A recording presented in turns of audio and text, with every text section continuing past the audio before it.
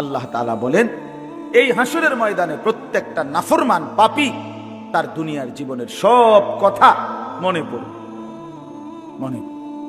এই চুরি ডাকাতি, সুদ ঘুষ কিস্তি, মিথ্যা সিটারি বাটপারি, মদ জুয়া নাচ গান নারী নেশা অশ্লীলতা বেহায়াপনা হারাম রোজগার, ওজনে কম দেওয়া, মিথ্যা বলা, বাটপারি সিটারি, সমস্ত নাফরমানি আমার আপনার মনে পড়ে।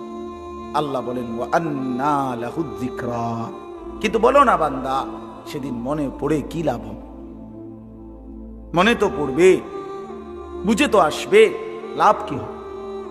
লাতারাবুন্নাল জাহিম সুম্মা লাতারাবুন্নাহা আইনাল ইয়াকিন, জাহান্নামকে তো সচক্ষে দেখবা বান্দা, সব তো মনে পড়বে, লাভ কি হবে? তখন নাফরমান কি বলবে? ইয়াকুলু ইয়া লাইতানি কদ্দামতু লিহায়াতি, প্রতিটা নাফরমান আফসোস করবে, হায় আমার মন্দ কপাল, আমি যদি দুনিয়ার জীবনে থাকতে আজকের এই আখিরাতের জন্য কিছু পাঠাতাম, কিছু নাকি যদি পাঠাইতাম কত না ভালো হতো। ফায়াউমা ইদিল লা ইউআযযিবু আযাবাহু আহাদ ওয়া লা ইউসিকু ওয়াসাকাহু আহাদ। সাংঘাতিক কথা। আল্লাহ বলে, বান্দা সেদিন হাসরের ময়দানে আমি আল্লাহ পাক তুমি নাফরমানকে যে শাস্তি দিবে দেওয়া হবে, আল্লাহ পাক বলে, বান্দা এমন শাস্তি তোমারে আর কেউ দেয় না।